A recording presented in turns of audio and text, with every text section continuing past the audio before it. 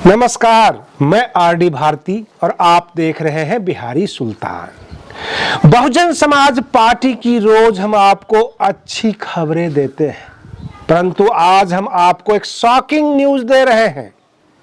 चुनाव का समय है, 5 राज्यों में चुनाव चल रहा है और हमारे जो दर्शक हैं पॉलिटिकली काफी फर्टाइल है, राजनीतिक समझ रखते हैं, इसलिए यह न्यूज बताना आपके लिए ज्यादा जरूरी है कि बहन मायावती जी ने जो स्ट्रेटजी बनाई, बहुजन समाज पार्टी के कार्यकर्ताओं ने बड़े उत्साह से तैयारी किया 5 राज्यों के चुनाव में।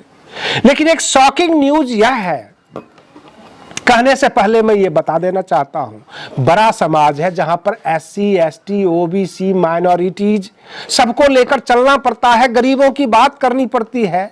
लेकिन क्या कहा जाए, जरूरत आखिरी मंजिल पर घुंघरू बांध लेती है, अथवा ये कहूं कि समाज में बहुत सारे मिर्जाफर अथवा जयचंद घूम रहे हैं। मध्य प्रदेश का ही देख लीजिए, बुंदेलखंड का बलहरा सीट, जहां पे बसपा प्रत्याशी बहुजन समाज पार्टी का सिंबल लिया, वहां से टिकट लिया बसपा से, चुनावी मैदान में आए और आखिरी वक्त में चुनाव से 1-2 दिन पहले कांग्रेस को समर्थन कर दिया। इसको आप क्या कहेंगे? कार्यकर्ता को बड़ी हार्दिक चोट पहुंचती है जब उत्साह से काम कर रहा हो और खुद के समाज को लेकर किसी बड़े दल में, किसी मनुवादी दल में पहुंच जाए, उसको समर्थन करने लग जाए, तो हम क्या कहें? कुछ चुनाव से पहले और कुछ चुनाव के बाद बसपा के जो कैंडिडेट है, कैसे भरोसा किया जाए? अगर चुनाव से पहले ये प्रचारित होता है तो जनता के ऊपर क्या प्रभाव पड़ेगा?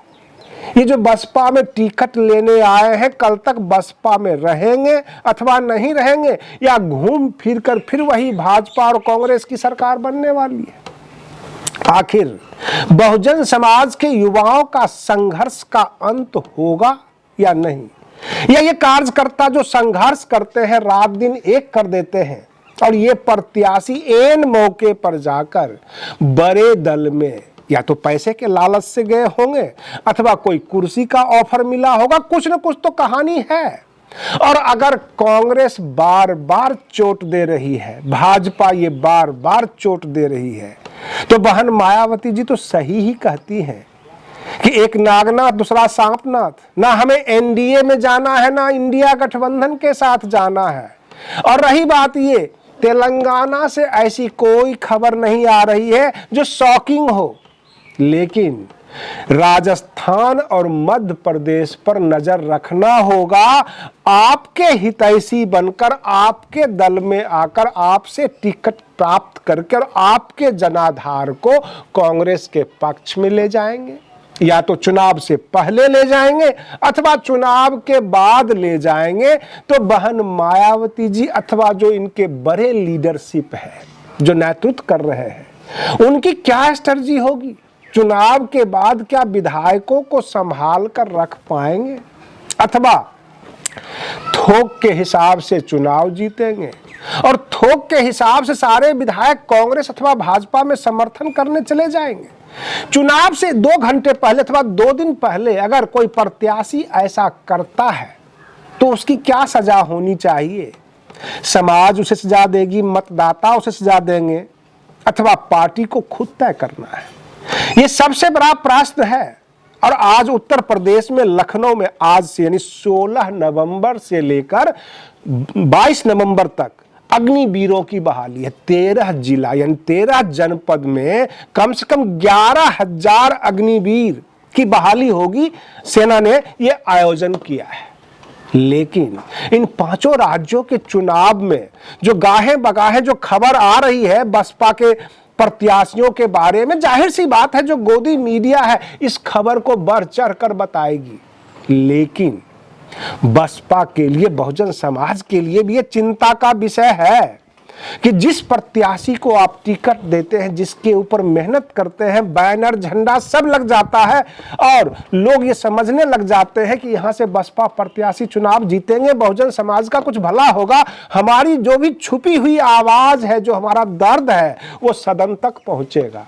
लेकिन सदन तक पहुंचने से पहले प्रत्याशियों के रंग बदल जाए, झंडा बदल जाए, टोपी बदल जाए, इसे आप क्या कहेंगे? समाज कब तक विश्वास करेगा? कहां कहां भरोसा करेगा? समाज मत भी देती है, वोट भी देती है, चंदा भी देती है, हुजूम में साथ भी हो जाती है, समय भी देती है, लेकिन ये मीर जाफर समाज को कहीं का नहीं छोड़ते। एक प्रत्याशी के जो है पाला बदलने से हजारों लाखों कार्यकर्ता के मन पर गहरा घाव लगता है। वो भरोसा नहीं कर पाते हैं, वो विश्वास नहीं कर पाते हैं। यह राजनीतिक दल है, समाज के लिए है, सबको एकजुट होकर चलना पड़ता है। किसी एक व्यक्ति विशेष से पूरा पूरा राजनीतिक दल कैसे कंट्रोल होगा? बहुजन समाज पार्टी में बहन मायावती जी योजना बनाकर, स्ट्रेटजी बनाकर भेज देते हैं। वहां के जो लोग नेता हैं वो मैनेज करते हैं।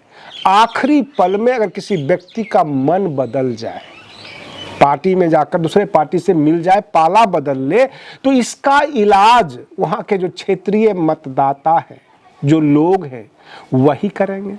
क्योंकि पार्टियां क्या कर सकती है? न वो निष्कासित करने के योग बच जाती है, न वो रखने के योग बन जाती है। क्योंकि चुनाव से जस्ट पहले अगर कोई पाला बदल ले, दूसरे का झंडा लेकर दौड़ने लग जाए, और ये घटना बुंदेलखंड के बलहारा सीट पे हुई है, और भी सीट से खबरें निकल कर आ रही है। शॉकिंग खबर है, लोग परेशान हैं, सोच रहे हैं कि जो चुनाव जीत जाएगा क्या वो टिका हुआ रहेगा? क्या बसपा की सरकार भी बनेगी? क्या ये एकजुट रहेंगे? अथवा जितने सत्ता के भूखे हैं, जरूरतमंद लोग हैं, जिनको सीट चाहिए, विधायकी चाहिए, उनको अगर कांग्रेस और भाजपा से टिकट नहीं मिला तो वो टिकट लेने के लिए बसपा में आ गए, और जब चुनाव जीत जाएंगे फिर इस समाज को, इस मतदाता को भूलकर फिर उसी दल में चले जाएंगे।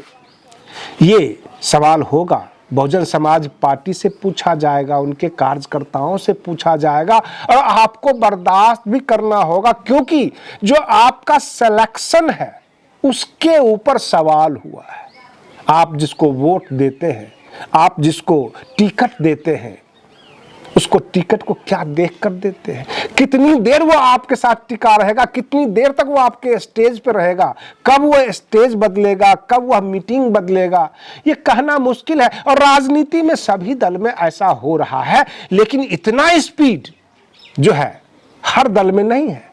कांग्रेस के लोग भी कांग्रेस छोड़कर चले जाते हैं, भाजपा के लोग भी भाजपा को छोड़कर किसी अन्य दल में चले जाते हैं।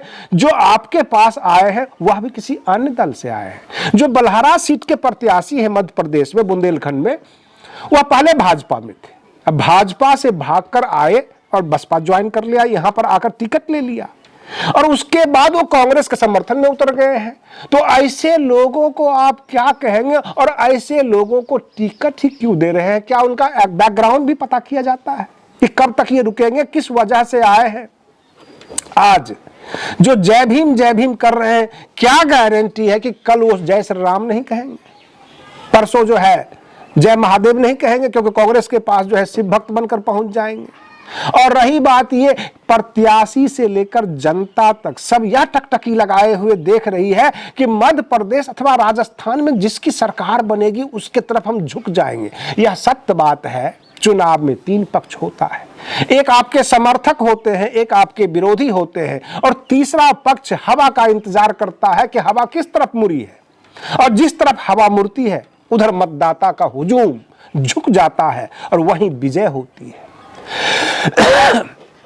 कहने का तात्पर्य, बहुजन समाज को सामाजिक रूप से दबाया गया है, आर्थिक रूप से दबाया गया है, राजनीतिक रूप से यह एकजुट होकर चाहते हैं सामाजिक प्रतिष्ठा, आर्थिक मजबूती, समाज में हम इक्वलिटी लाए, समानता लाए, लेकिन इन्हीं में से एक आदमी निकलकर पाला बदल लेता है, क्योंकि वो अपनी परिवार की आर्थिक संपन्नता ज्यादा जरूरी समझता है, समाज से ज्यादा वो अपने परिवार की तरफ ध्यान देता है।